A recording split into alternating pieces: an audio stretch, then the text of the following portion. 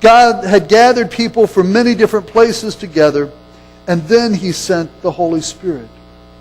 As those different nationalities witnessed the coming of the Holy Spirit and experienced the power of the Holy Spirit in Jerusalem that day, what did they do? They went home. And they took that message to all of these different nations. It was a message that traveled from Jerusalem because of all the nationalities that were gathered in Jerusalem for the Pentecost festival. And now when they went back home, they would take the message with them. You know, I said that I believe that many people believe that Pentecost is the least important of the cornerstone events. So why is that? Well, I believe the reason why is that Christmas and Good Friday and Easter are kind of all historical events that have significance for our faith, but yet there's something that they happened long ago. We can read about them, we can debate about them, but they're kind of events that have been completed. Pentecost, on the other hand, the coming of the Holy Spirit is actually an event that continues on. It's not something that just happened in the past and is over and done with. Well, maybe the initial coming is over and done with, but the Holy Spirit coming into the lives of each and every believer is something that continues to happen today. The Holy Spirit, for some, they would say that the Holy Spirit is mysterious and unpredictable. Some people shy away from the Holy Spirit. Some shy away because they're fearful. Some are shy away because they don't understand. And I would agree that the Holy Spirit works in our lives in ways that maybe we cannot predict. But yet, I would also say that the Holy Spirit works in our lives in ways that are consistent. Consistent with God's purposes. So we don't need to be afraid of the Holy Spirit, because the Holy Spirit acts consistently with God's character of love and compassion and grace. The Holy Spirit acts in ways that seeks to draw us closer to Jesus.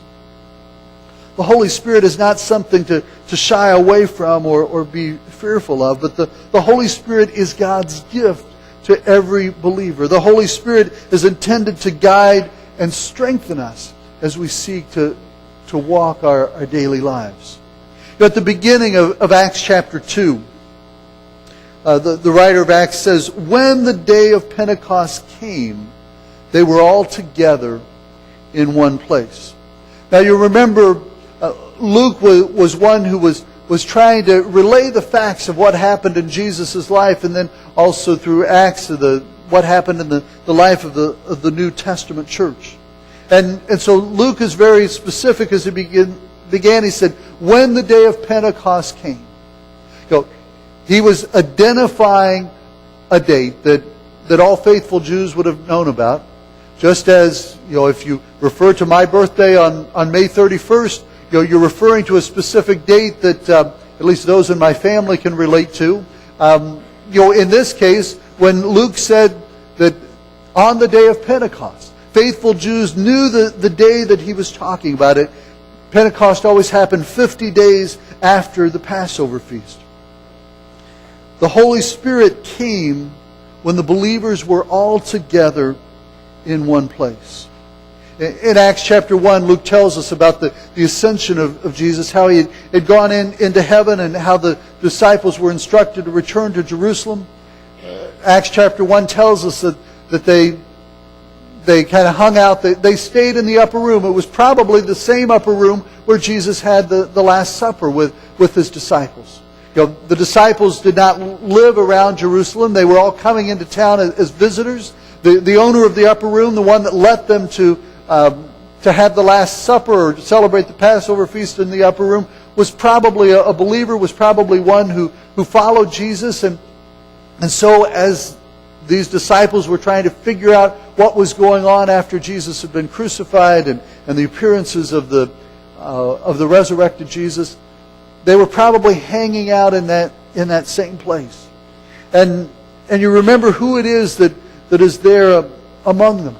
It says that it wasn't just the 12 disciples. Well, at this point, Judas is gone, so it's 11 disciples. But there are other believers, and it identifies a number that there were 120 believers. And it was a mixture of people that were there. Peter, who had denied Jesus. John and Peter, who kind of had their rivalry going on. And then there was John and his brother James, who had been involved in arguments about which of them was greatest and who would have the position of greatest importance in God's kingdom. Probably Nicodemus, that one who came to Jesus under the cover of darkness and said, "What must I do to be saved?" Nicodemus, who was also a Pharisee. Joseph of Arimathea, the man who gave of a tomb in order for Jesus to be buried there. Even though that they were all believers and followers of Jesus, this was a group of people that had some tensions, had some disagreements among them.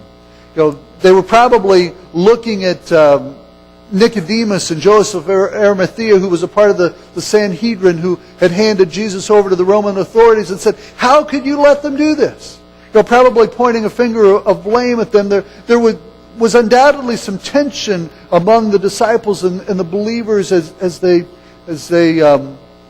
kind of work through their grief together. But there's something about facing a crisis together that can often bring people together. And what Luke says is that despite their differences, despite the confusion, despite their grief, Luke says that they were of one accord. There was unity among those believers who had gathered in that upper room. It says that they were together, and without warning, the sound of a violent wind came through the place where they were sitting. It was the arrival of the Holy Spirit.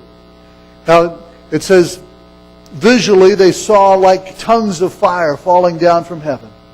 They felt the wind that blew through that room unexpectedly. And as Jesus had told them about the Holy Spirit that would come, they wondered, how will we know when the Holy Spirit comes? They weren't sure how they would know when the Holy Spirit had come into their lives, but on that day there was no question that this is what Jesus was talking about. This is the Holy Spirit that He had told us to wait upon. Verse 4 tells us then that they began to speak in other tongues as the Spirit enabled them. Now, over the course of the next few weeks, we'll be talking about this speaking in tongues. And the speaking in tongues that I believe is talked about here in Acts chapter 2 is different from the spiritual gift of speaking in tongues. In this case, what's being talked about is people, the Galileans, were able to speak a language that they did not know, a language that other people could understand and understand what was going on, and then take that message back to their home country. The gift of speaking in tongues seems to be a language that is not a language that is understood by others, but a language that needs interpretation. And we'll talk about the difference between those two in the weeks ahead.